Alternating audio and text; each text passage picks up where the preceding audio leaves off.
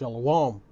I'd like to start out by giving all glory, praise, and honor to Yahweh Bahasham, Yahweh Shai Bahasham Rakak Wadash.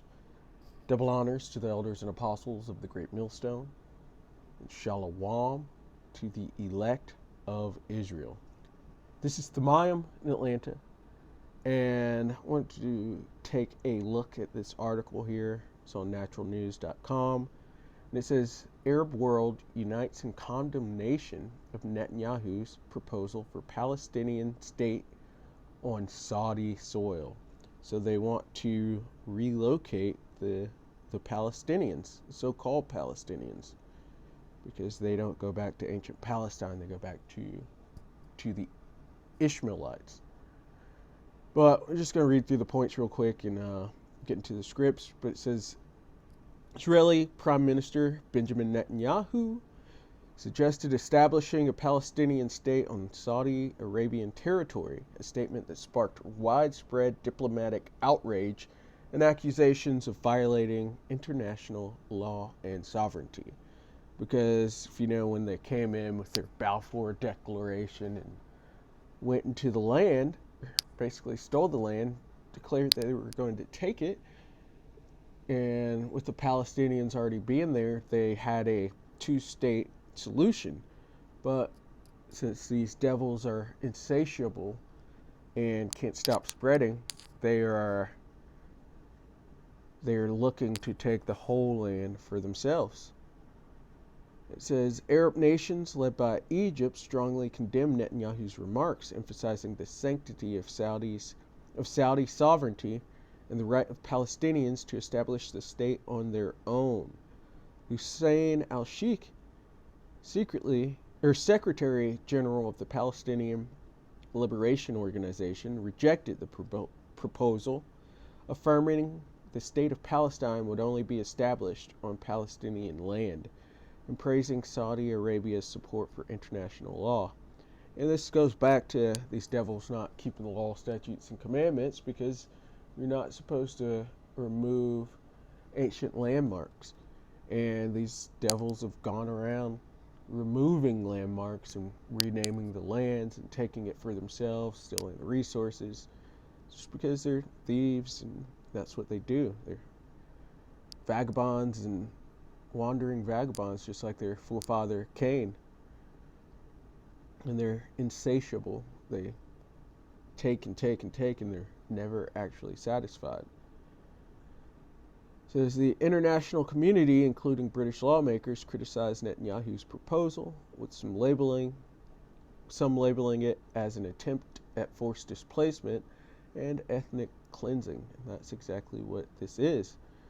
So Saudi Arabia and Gulf Cooperation Council denounced Netanyahu's remarks, accusing Israel of attempting to divert attention from its actions in Gaza and reiterating the Palestinians' right to their land.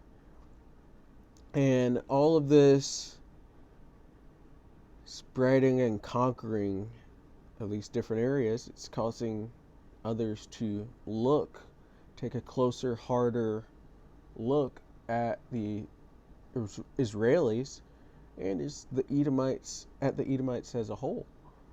And it's causing people to group together, band together, ally together in order to, as a defense against the devil and his thievery. And it's happening with the so-called Arabians, with the Muslim world. So we just saw, or the Arab world unites. So this is Habakkuk 2 and verse 5. Yet also, because he transgresseth by wine, and that wine goes into his philosophies, and they've long had the philosophy of manifest destiny, of the doctrine of discovery, and just pushing themselves into areas that are not theirs to take it. And they've had this for a long time, and so it causes them to actually believe it and take this land, even though it is completely wrong, and they will be judged for it. He's a proud man. The scripts call them the most proud. Or it calls America the most proud, but the Edomites as a whole are proud. Their symbol is the eagle, and that's a proud bird. It says, the pride of thine heart hath deceived thee, thou that dwellest in the clefts of the rock. They're proud people. It says, neither keepeth at home, and they, as I was saying, the doctrine of discovery and manifest destiny, and you look at all of the Edomite countries where they claim to have come from, they all practice colonizing and spreading themselves out like a Green Bay tree. And you look at America, it has the most military bases throughout the earth. And right behind that are the small hatters pushing for American expansion. It says, who enlargeth his desire as hell, because they are insatiable. They can never get enough. And it is as death. They're adverse to the ways of the Lord, which his ways bring life, and they go against that, which brings death. And everything they do turns out to have a negative consequence, such as their technologies. There's always something 20, 50 years down the road to where you realize that was, or where people realize that was killing people or giving them cancer. You look at their medicine system. It doesn't actually heal people. It just puts a Band-Aid over the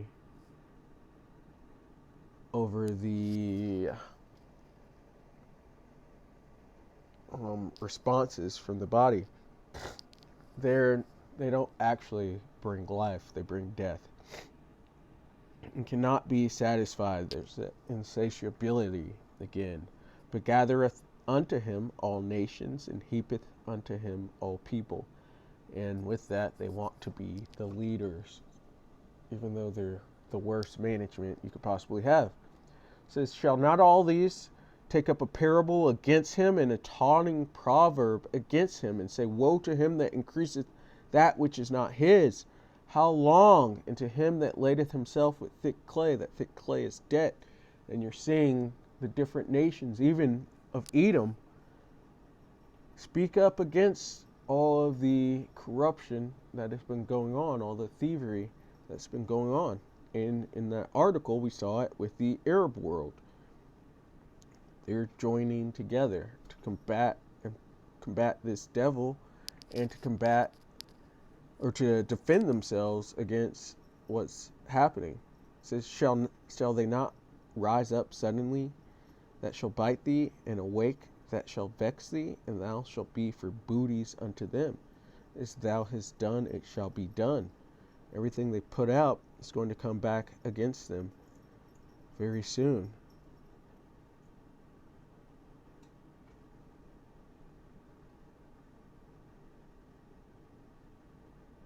Second Ezra 15 and verse 28, because the Arab world is uniting. We've been hearing about this for a bit, but it's prophesied, and we'll actually see it come to fruition, Lord will. It says, behold, a horrible vision, and the appearance thereof from the east, and they're out there in the east, where the nations of the dragons of Arabia shall come out with many chariots. This is the Arab world uniting. And the multitude of them shall be carried as the wind upon earth, that all they which hear them may fear and tremble. And these devils are fearing and trembling. When I'm saying devil, I'm speaking of the Edomites, so-called white people, as well as those small hatters who actually run things. The small hatters, the elite of them do it.